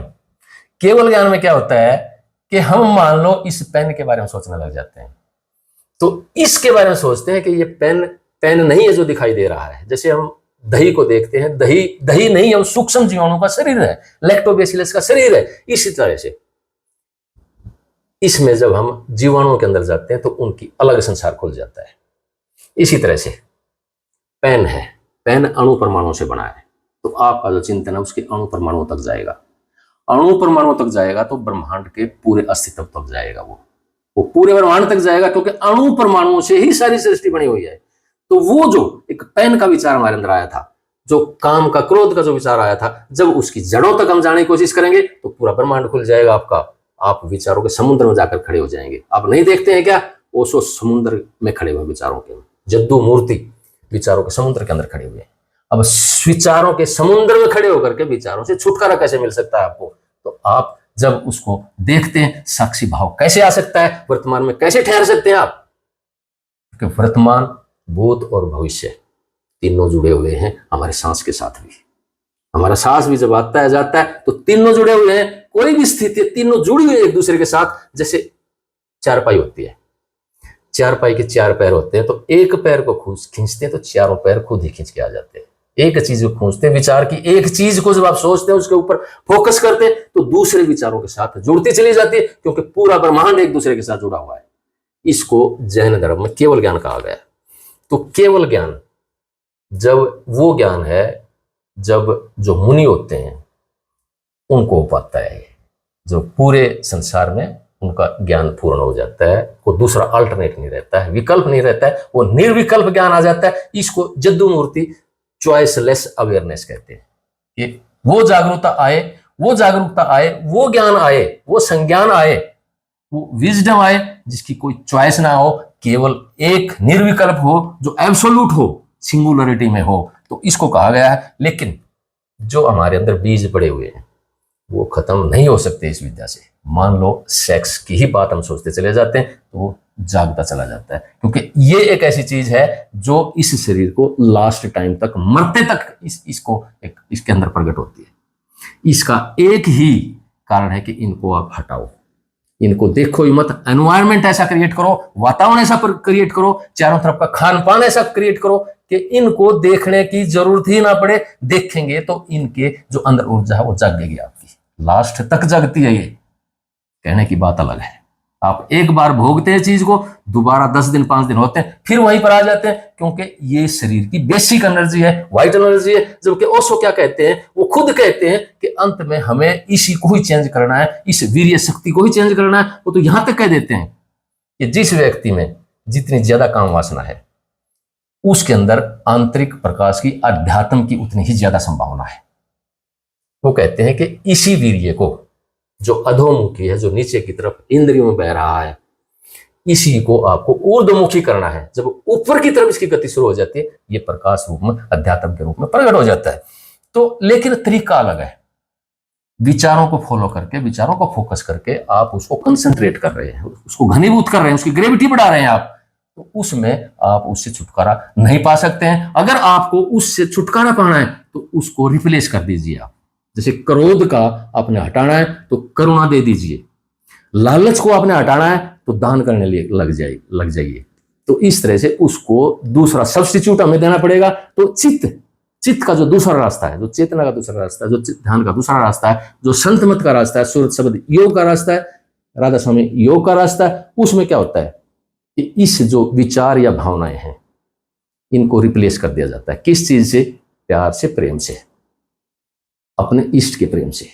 और ये तब होता है जब हम सतगुरु के प्यार में जाते हैं, सतगुरु धारण करते हैं। तो उसके प्यार में क्या होता है, क्योंकि जो भावनाएं हैं हमारी, जितनी भावनाएं, उनमें सबसे श्रेष्ठ चीज प्रेम है। पहले भावनाओं को छोड़ने के लिए, विचारों को छोड़ने के लिए, इनकी जो सर्वश्रेष्ठ चीज है उसको अडॉप्ट कर लीजिए आप। एक चीज को पकड़ लीजिए आप। घर में बुजुर्ग हैं, उनकी जब सेवा करने का आप अभ्यास कर लेते हैं तो हर व्यक्ति की तरफ आपका जो काइंड, करुणा चका व्यवहार है जो प्रकट होने लग जाता है। तो इसमें जब ध्यान में जाते हैं तो प्रेम है और सुमरण है, यानी कि सुमरण से उस प्रेम का, उस सदगुरु का रूप घनीभूत हो जाता है और जो अंदर दूसरी भावनाएं होती हैं हटती चली जाती हैं। इसके बाद क्या होता है, जब वो पर्दा खुलता है, जो संत मत है, देखिए इसमें आज्ञा चक्र का खुलना पहली सीढ़ी है। लेकिन जो पहले वाला रास्ता मैंने बताया, जो विचारों का, बुद्धि वाला रास्ता बताया, उसमें अंतिम मंजिल आज्ञा चक्र है, तीसरा नेत्र खुलना है। लेकिन दूसरे रास्ते में जो चेतना वाला रास्ता है, उसमें पहली सीढ़ी ही तीसरे चक्र का खुलना है। इसके बाद जो आत्मिक का क्षेत्र आता है, जो आध्यात्मिक का क्षेत्र आता है, वो खुलता चला जाता है। आज्ञा चक्र का खुलना उसका केवल एक बाहरी झलक है, बाहरी रूप है। जिस तरह से समुद्र में ऊपर की लहरें होती हैं, जो तीसरा चक्र खुलता है आत्मिक का क्षेत्र का, आत्मिक सुषुप्ति का, वे बाहरी रूप है। जब वो खुलता है, उसके अंदर जाते हैं तो उसकी परतें खुलती चली जाती हैं। लेकिन एक बात मैं बताना चाहूंगा यहां पर आपको, कि जब हम अंतर में प्रकाश खुल जाता है हमारा, सतगुरु प्रेम और स्मरण में आकर के खुलने लग जाता है, तो शुरू में बड़ी कठिनाई से दिखता है, प्रकाश प्रकट होता है। क्योंकि जब हमारी जो चेतना है, जो ऊर्जा है, वो घनीभूत और कंसंट्रेट होने लगती है, एक स्थान पर ठहरने लगती है। तीसरे जो दोनों आंखों के बीच में जो तीसरा तिलका आ गया है, यहाँ पर ठहरने लग जाती है, उसकी जो डेंसिटी है उसका घनीभूत होने लगता है, तो प्रकाश के रूप में प्रकट होने लग जाती है। जिस तरह से लाइट प्रकट हुई थी, कहते हैं कि फोटोन जब बहने लगे थे तो लाइट प्रकट हो गई थी। इस तरह से शरीर की जो ऊर्जा है, जब दोनों आंखों के बीच में इकट्ठी होती है, घनीभूत होती है, तो बहने लग जाती है। क्योंकि जो प्रकाश है उसका गुण ही बहना है। उसकी जो मैंने बताई आपको 3 लाख किलोमीटर प्रति सेकंड जब प्रकाश प्रकट होता है, वो ठहर नहीं सकती है, उसका गुण ही बहना है। और उसकी स्पीड जो गति है 3 लाख किलोमीटर प्रति सेकंड है, उसको वैज्ञानिक आज तक नहीं बता पाए हैं कि इतनी ही क्यों है, ये कम या ज्यादा क्यों नहीं है वैक्यूम में जाकर के। तो इसमें जब हम ध्यान करते हैं, कंसंट्रेशन बढ़ती है, तो कंसंट्रेशन बढ़ती है तो वो जो ऊर्जा है वो प्रकाश के रूप में बहने लगती है। और जब ऊर्जा प्रकाश के रूप में बहने लगती है, तो जो हमारे शरीर की जो बिखरी ऊर्जा थी, जिस तरह से एक लोहे के टुकड़े के अंदर जो इलेक्ट्रॉन्स की बिखरी ऊर्जा थी, वो डिसिप्लिन में आने लग जाती है, अनुशासन में आने लगती है, एक तरफा होकर के सिंगुलरिटी में आने लगती है, तो बहने लगती है, प्रकाश रूप में प्रकट हो जाती है। तो प्रकाश रूप में प्रकट होती है तो सबसे पहले इसको आज्ञा चक्र का जागरण कहा गया है। और यहां पर के जब आज्ञा चक्र जागता है, यहां पर अंतर के नाद खुलने लगते हैं, अनाहत नाद, बिना चोट से जो पैदा होते हैं, केवल ऊर्जा के भाव से पैदा होते हैं। ये विज्ञान भी कह रहा है। जो वोयेजर 1 और 2 भेजे गए हैं नासा के द्वारा, वो क्लियर कट बता रहे हैं कि इस ब्रह्मांड में साउंड्स हैं बहुत ज्यादा। जब सूर्य मंडल में गए तो अलग साउंड्स थी, जब हेलियोपोज में गए, यानी कि जो सूर्य मंडल का बाहरी परिधि है, जब वहां पर गए तो वहां अलग तरह की धुन आई है, वहां अलग तरह की म्यूजिक आया है। और अब वैज्ञानिक कहते हैं कि जो आपका ब्लैक होल है, उसके अंदर जैसे सिंगुलरिटी आती है, सब कुछ एक रूप में होने लगता है। तो एक रूप में होने का मतलब हार्मोनी में आने लगता है। हार्मोनी का मतलब सारी चीजें वहां एक दिशा में ही बहने लगती हैं, अनुशासित होकर बहने लगती हैं, तो वहां पर संगीत है बहुत भारी। इसी तरह से जब हम अंतर में जाएंगे तो जैसे जैसे हमारी बिखरी हुई ऊर्जा इकट्ठी होने लग जाएगी, चुंबक का प्रभाव आने लग जाएगा, इलेक्ट्रोमैग्नेटिक वेव्स का प्रभाव आने लग जाएगा। तो एक स्थिरता है, आत्मबल है, एक सुरक्षा है। जब आप मैग्नेट बनेंगे, जब आप केंद्र में आपका साझा होने लग जाएगा, केंद्र का मतलब जो आत्म सत्ता है, जो परमात्मा की सत्ता है, जब उसमें आप जाने लग जाएंगे, उसका अनुभव आने लग जाएगा, तो उसका जो रूप है, जो वहां का आपके अंदर ठहरने लग जाएगा। और इस तरह से आत्मबल भी बढ़ने लग जाएगा, स्थिरता भी बढ़ने लग जाएगी और सुरक्षा भी बढ़ने लग जाएगी, क्योंकि आप भंडार में जा रहे हैं, केंद्रीय भंडार में जा रहे हैं। एक सुरक्षित भंडार जो परमात्मा रूप है, उसमें आप चले जाते हैं, उसमें आपका साझा हो जाता है, कुदरती आप एक सर्व सामर्थ्य के अंदर ठहरने लग जाते हैं। अब क्या होता है संत मत में, इसमें एक अंधकार का मंडल नहीं, कई अंधकार के मंडल आते हैं। जैसे बुद्धि के मार्ग में बताया कि दिया बुझ जाता है, एनलाइटेंड वन हो जाते हैं, अंधकार आ जाता है, आस्ति नास्ति का अनुभव एक हो जाता है, सर्कल पूरा हो जाता है। संत मत में यहां सर्कल पूरा नहीं होता है, इसमें एक नहीं कई अंधकार के मंडल आते हैं। कई का मतलब क्या है कि जब तीसरा नेत्र खुलता है तो ब्रह्मांड में आत्मा की एंट्री हो जाती है, प्रवेश मिल जाता है, उसको द्वार मिल जाता है उसको। जब एंट्री होती है तो शुरू में उसका जब सहस्रार की मंजिल पर जाता है तो घंटा और शंख सुनाई देते हैं उसको, यानी कि जो ऊर्जा एक रूप होने लगती है तो उसमें से घंटे की आवाज प्रकट होने लगती है। जैसे दूर कोई चर्च का घंटा हो, टोंग टोंग टोंग टोंग, इस तरह से बजता है वो, बीच में थोड़ा सा पॉज आता है, रुकावट आती है, टोंग टोंग टोंग टोंग, इस तरह से बड़ा घंटा। ये छोटी घंटियां नहीं है, साइकिल की घंटियां नहीं है, ये जो पशुओं के गले में बाल देते हैं वो घंटालियां नहीं है, ये टोंग टोंग है, क्लियर कट सुनता है, दाहिने कान से सुनता है। तो ये प्रकट हो जाता है। जब आप त्रिकुटी में चले जाते हैं तो आपके अंदर प्रकाश की बाढ़ आने लगती है, शून्य महल में चले जाते हैं, प्रकाश की बाढ़ आने लगती है आपके अंदर। यहां पर आकर के क्या होता है, जैसे आज्ञा चक्र पे क्या था, जब थोड़ा सा विचार बीच में आ जाता था, मान लो प्रकाश प्रकट हो गया आज्ञा चक्र का, तो धुंधला सा प्रकाश होता है, धुएं के आकार का, बादलों के रूप में होता है, क्योंकि वो माया में लिपटी हुई है।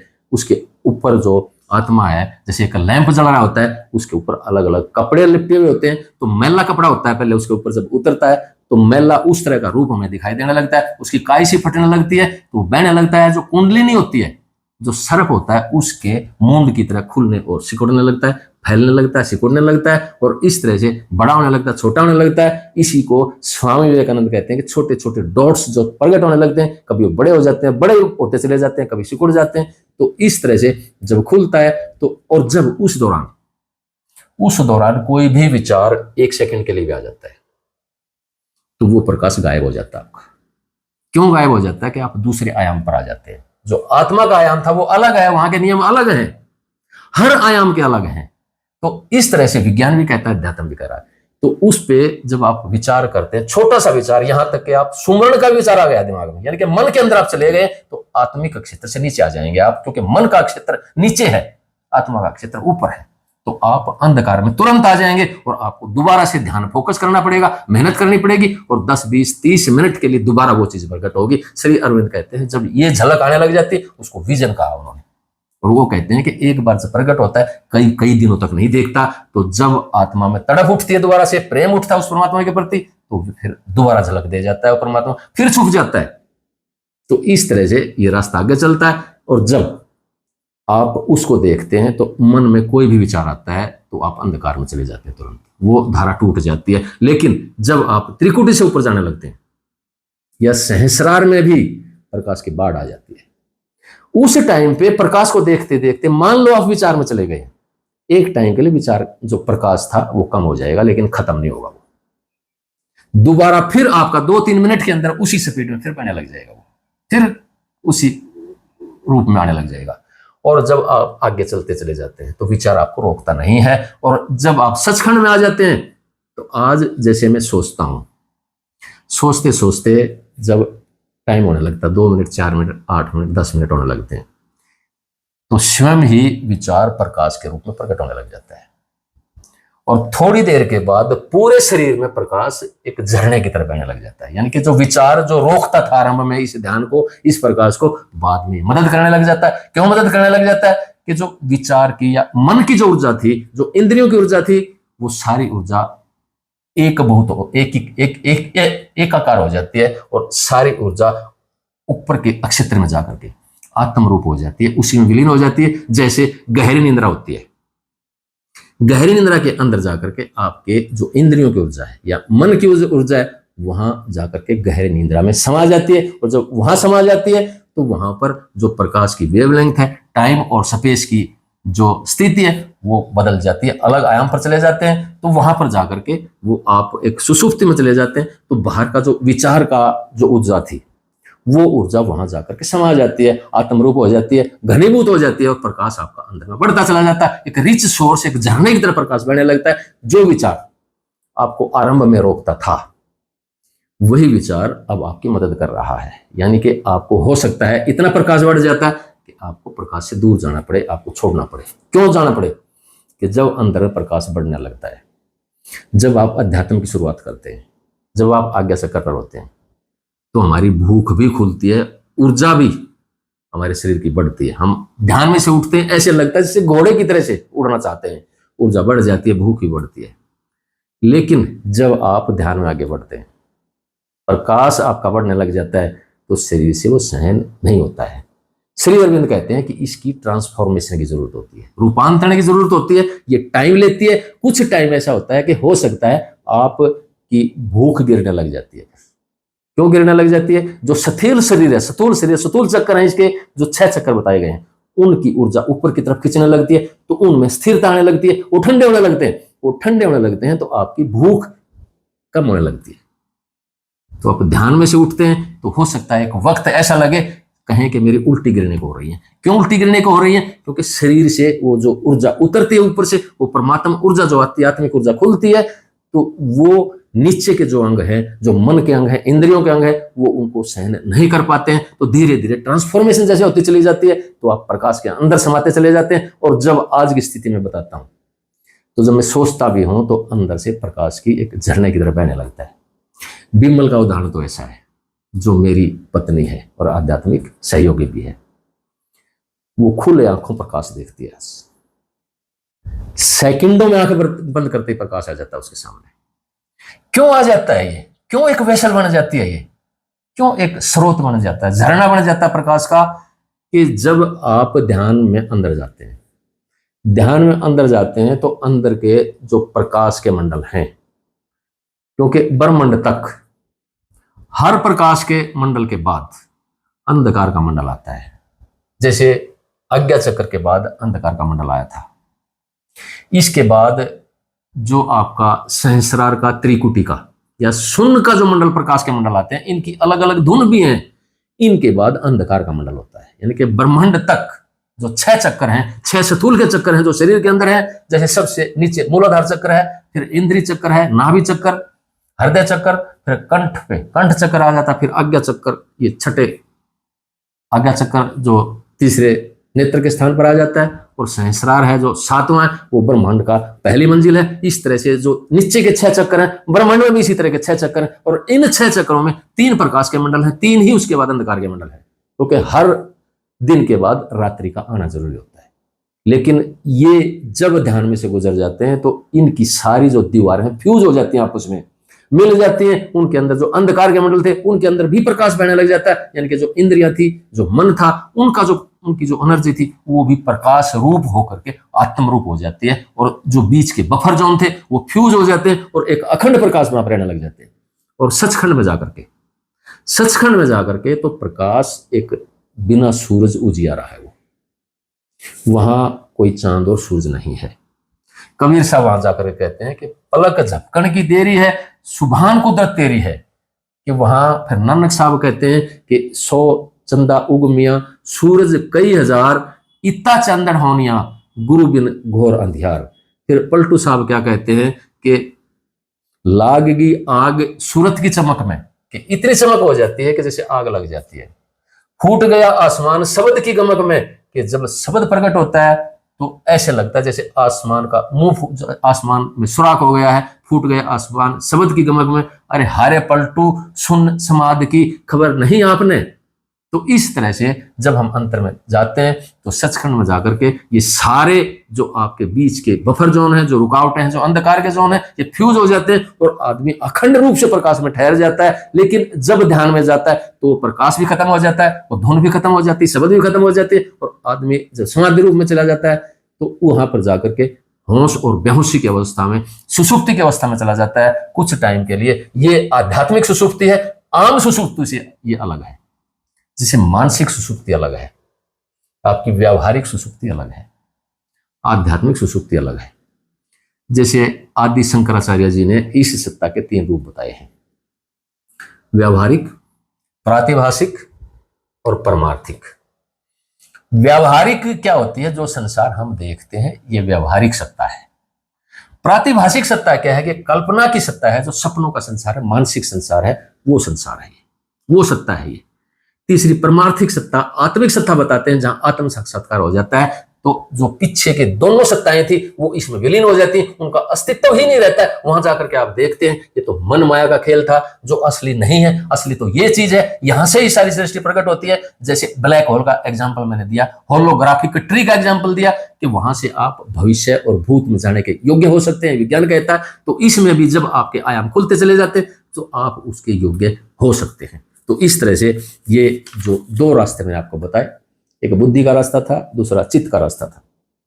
तो इसमें किस तरह से आप चित्त के रास्ते में, छोटे से उदाहरण से मैं इसका एंड करना चाहूंगा आज की इस वीडियो का, कि देखिए क्या है ये रास्ता, सुरत शब्द योग का या चेतना का या प्रकाश का, जिसमें आज्ञा चक्र का खुलना, कुंडलिनी शक्ति का खुलना, पहली सीढ़ी कहा गया है। और इस तरह से अलग अलग मंडलों पर जाकर के अलग अलग धुन सुनते हैं, आप शब्द धुन सुनते हैं। जो मंडलों की पहचान है वो शब्द धुन से होती है। जैसे मैंने बताया सहस्रार के स्थान पर घंटा संघ सुनाई देता है, तो उसके बाद त्रिकुटी के स्थान पर ओंकार की धुन सुनाई देती है, जैसे बादल की गर्जन होती है या जैसे दूर से हुटर बजता है। इसके बाद सुन महल में जाकर के, सुन मंडल में जाकर के आपको सितार की धुन सुनती है। और जब भंवर गुफा में जाते हैं तो बांसुरी की धुन सुनती है। जब सतलोक में जाते हैं तो वीणा की धुन सुनती है।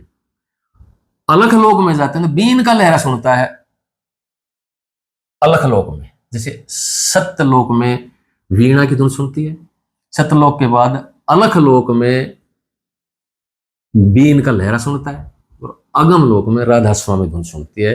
और अगम लोक के बाद अनामी धाम में जाकर, राधा स्वामी धाम में जाकर सब कुछ ये खत्म हो जाता है। इनका जो इनसे अलग जाकर के सूरत समानी शब्द में ताही काल न खा, तो कबीर साहब कहते हैं कि जब सूरत शब्द में जाकर समा जाती है तो उसको काल से उसकी निवृत्ति हो जाती है और उसको निर्वाण अवस्था आ जाती है। तो देखिए मैं जैसे उदाहरण दे रहा था आपको, क्या है ये रास्ता, सूरत शब्द योग। इसमें ज्ञान की जरूरत नहीं है आपको।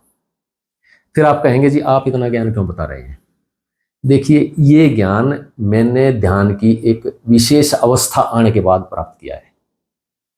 मैंने क्या अनुभव किया, जब ध्यान खुल गया था, सतगुरु के चरणों में चले गए थे, ध्यान बहने लग गया था। उसमें क्या था कि ध्यान करते करते, और उससे पहले सतगुरु के जाने से पहले मैं ध्यान करने लग गया था। चेतना के ना जो विमल के अंदर तो प्रकाश पूरी तरह से खुल गया था सतगुरु से के पास जाने से पहले ही। तो जब मैं ध्यान में बैठता था मुझे काफी संघर्ष करना पड़ा, और जब उसमें कोई भी विचार आ जाता था वो प्रकाश गायब हो जाता था। फिर क्या हुआ, बीच में मैं एक लिटरेचर पढ़ने लग जाता हूं। उस लिटरेचर में बहुत उन्नत लिटरेचर है वो, उसमें क्या है वो अच्छा है, मैं बड़ी इज्जत करता हूं, उसी के माध्यम से मैं आगे बढ़ा था शुरू में। उसमें क्या होता है कि उसमें विरोधी शक्तियों का वर्चस्व बताया गया है कि आप ध्यान में जाएंगे, विरोधी शक्ति आपका जगह जगह पे स्थान, आपका रास्ता रोकेंगे। और ध्यान में ही नहीं, जब आप व्यवहार में आएंगे, दुनिया में आएंगे, तो वो ही विरोधी शक्तियां यहां अभिव्यक्त होकर आपके जीवन का रास्ता रोकेंगे, आपको रोकने की कोशिश करेंगे। आपको इनसे घबराना नहीं है, आगे बढ़ता चला जाना है। तो मैंने क्या किया, जब अच्छा ध्यान चल रहा था तो उस टाइम पे मैंने 2 तरह का लिटरेचर पढ़ा। एक तो लिटरेचर पढ़ा मैंने गुरुमत सिद्धांत, क्योंकि उसमें एक अंग ऐसा है जिसमें विरह, प्रेम और वैराग्य की बातें बताई गई है। जब वो मैं पढ़ता था तो विरह और वैराग्य बढ़ता था। दूसरा, ऐसे शब्द सुनता था जिनसे विरह और प्रेम जागता था। लेकिन दूसरी जो लिटरेचर मैंने पढ़ा, अचानक से मैंने सोचा कि इसको लेकर के मैं यहाँ तक शुरुआत हुई है मेरी, तो मैंने पढ़ना शुरू किया। तो उसमें विरोधी शक्तियों का और जो नेगेटिव पावर्स हैं उनका वर्णन किया गया था। और यहां तक वर्णन किया गया था जो विजन होते हैं आपके, मान लो भैंस दिखाई दे जाती है तो वो कहते हैं कि आपके रास्ते में बहुत बड़ी रुकावट आने लगी है। और जैसे आपको पक्षी दिख जाता है तो वो कहते हैं कि आप सोचना कि आपकी आत्मा उड़ने के लिए तैयार हो गई है। कोई दिव्य आत्मा दिख गई है तो जो प्रकाश में दिख रही है तो वो उसका अच्छा विजन मानते थे। लेकिन ज्यादा जो चीजें थी, वो जो विरोधी शक्तियां थी, वो जो प्रभाव में आती हैं, तो क्या हुआ, मैंने जब लिटरेचर पढ़ना शुरू किया तो उसमें जैसे स्थान स्थान पे ये आता है कि रास्ते में रुकावट आएगी, क्योंकि दिमाग वैसा ही तैयार होने लग जाता है आपका, संकल्प वैसा ही बदलने लग जाता है आपका। तो उसमें जब वो मैं पढ़ता था तो ध्यान में विस्फोट होने लग गए, मेरे ध्यान रुकने लग गया, क्योंकि वो दिमाग में जो मैं पढ़ के आया था वो विराजमान रहता, वो बीज, और ध्यान में जगता है वो, क्योंकि ध्यान एक ऊर्जा है। ऊर्जा क्या है कि जैसे खेत में बीज पड़े हुए घास के आपके, जब आप उसमें पानी देते हैं, खाद पानी देते हैं, वो जमने लगते हैं और वो बीज कभी खत्म नहीं हो सकते आपके। जैसे बुद्धि का मार्ग है, उसमें वो बीज लाखों साल के जो हमारी चेतना में पड़े हुए हैं, जो अर्ध चेतन में, अचेतन में पड़े हुए हैं, तो कभी भी खत्म नहीं होते हैं, क्योंकि लाखों साल से विराजमान है। तो वो जब ऊर्जा मिलती है उनको तो वो प्रकट होने लगते हैं। इसी तरह से जब आप ध्यान में बैठते हैं, आपका ध्यान खुलने लगता है, तो उस टाइम भी उन बीजों को खुराक मिलने लग जाती है जो हमारे मन में उस टाइम पे प्रेजेंट है। हम माहौल दे देते हैं उनको उभरने का, जमने का, तो वो हमारे ध्यान में प्रकट होने लग जाते हैं। विचार का बीज है या कोई और, हम लिटरेचर पढ़ रहे हैं, ज्ञान की बातें पढ़ रहे हैं, तो ज्ञान की बातें पढ़ते हैं, विचार में जाने लग जाते हैं। और ध्यान में भी उस विचार से निवृत्ति नहीं मिल पाती है, उसमें निवृत्ति तब मिलेगी जब ध्यान में पढ़ने से बैठने से पहले आप प्रेमवाणी सुनेंगे, सतगुरु के प्रेम में बहने लग जाएंगे। तो उस टाइम पे वो जो विचार है, भावनाएं अपने आप हट जाएंगी, क्योंकि प्रेम का वेग जो धारा है इतनी तेज होती है कि वो सब कुछ बहा कर ले जाती है। क्यों है वो इतनी तेज? शालिग्राम जी महाराज कहते हैं, प्रेम पत्र राधा स्वामी, वो कहते हैं कि जो प्रेम की धारा हृदय से उठती है, और हृदय से उठने वाली धार ऊपर की तरफ जाती है। लेकिन जो विचार की धार है, जो बुद्धि की धार है, उसमें सभी इंद्रियों के बिंदु हैं। जब विचार की धार उठती है और उसमें जो ऊर्जा आती है, तो वो धार नीचे की तरफ, इंद्रियों की तरफ बहती है। उसका स्वभाव है ये। मन का स्वभाव विस्तार करना है, मन का स्वभाव भागना है, भटकना है, दुनिया को क्रिएट करना है, वो दिया गया इसको काम। और उसका फील्ड अनंत है, अखंड है, वो खत्म नहीं हो सकता। उसके अंदर जो बीज पड़े हुए हैं वो खत्म नहीं हो सकते। जैसे घास का बीज है, उसको आप ऊर्जा देते चले जाते हैं, जमता चला जाता है, खत्म होने में नहीं आता है। इसी तरह से जब हम ध्यान में बैठते हैं तो मन के अंदर जो ताजे विचार होते हैं वो जमने लग जाते हैं, प्रकट होने लग जाते हैं, ध्यान को रोकने लग जाते हैं। इसलिए ध्यान में बैठने से पहले आपको शब्द, माहौल ऐसा तैयार करना पड़ेगा घर के अंदर, स्वयं के अंदर, खान पान के अंदर। इसीलिए जो जैन शास्त्रों में आगे बढ़ने के लिए तपस्या का मार्ग रखा गया है। जो चौमासा होता है उसमें बाहर भी नहीं निकलते, वो अध्ययन करते हैं, खाना पीना छोड़ देते हैं, वो ब्रह्मचर्य की शक्ति का पालन करते हैं, क्योंकि ब्रह्मचर्य की शक्ति ऐसी है कि इसके लिए आपको वातावरण बनाना ही बनाना पड़ेगा, तभी वो मेंटेन हो सकता है। अगर आपने वातावरण में ढीला कर दिया है, दोबारा से वो चीज जागृत हो जाएगी। तो इसमें क्या है कि हम वातावरण ऐसा देते हैं, प्रेम का, सुमरण का ऐसा वातावरण देते हैं कि वो सब बाधाओं को धराशायी कर देता है। और इस तरह से जब आप विचार इस तरह के उठाते, ध्यान रुकता है। तो मैंने क्या किया, उस टाइम पे जब वो विचार उठने लगे, मेरा ध्यान रुकने लग गया, तो मैंने उन पुस्तकों को अलग रख दिया, क्योंकि वो टाइम की जरूरत नहीं थी उस टाइम के लिए। हाँ, ये संकल्प लिया मैंने, क्योंकि ज्ञान की बातें हैं, ये जरूरत पड़ेगी मुझे। मैंने ये संकल्प लिया कि जब मैं ध्यान की एक विशेष स्थिति में आ जाऊंगा तब इनको पढ़ूंगा, ये मुझे प्रभावित ना कर पाए, मेरी नींव मजबूत हो जाए, मैं समर्थ हो जाऊं, मेरा आत्मबल इतना हो जाए, मेरे अंदर स्थिरता आ जाए, आत्म जो प्राज्ञ स्थिति का अनुभव प्रकट होने लगे, तब मैं इन किताबों को पढ़ूंगा। तो ध्यान की एक विशेष स्थिति आने के बाद मैंने वर्ल्ड के सभी धर्मों का साहित्य पूरी डिटेल के साथ पढ़ा। क्यों पढ़ा? ये देखने के लिए कि सूरत शब्द योग कहां तक जाता है, और आज तक जो रिसर्च हुई है, आज तक जो ध्यान वर्णन किया गया है अध्यात्म में, वो कहां तक जाता है। तो मैंने पाया कि जो सूरत शब्द योग है, इसका वर्णन ही नहीं है किताबों में, जो आध्यात्मिक सुषुप्ति है, आम सुषुप्ति जो अलग है, लेकिन आध्यात्मिक सुषुप्ति क्या है कि ये प्रकाश के मंडल में से होकर गुजरती है। जो व्यावहारिक और प्रातिभाषिक सुषुप्ति क्या है, वो आपको जो साधारण जो स्वप्न अवस्था है या निद्रा अवस्था उसमें से होकर के गुजरती है। लेकिन जो आध्यात्मिक सुषुप्ति है और तुर्यातीत स्थिति है, ये प्रकाश के मंडल में से होकर के गुजरती है। जो साधारण सुषुप्ति है वो अंधकार में से होकर के गुजरती है।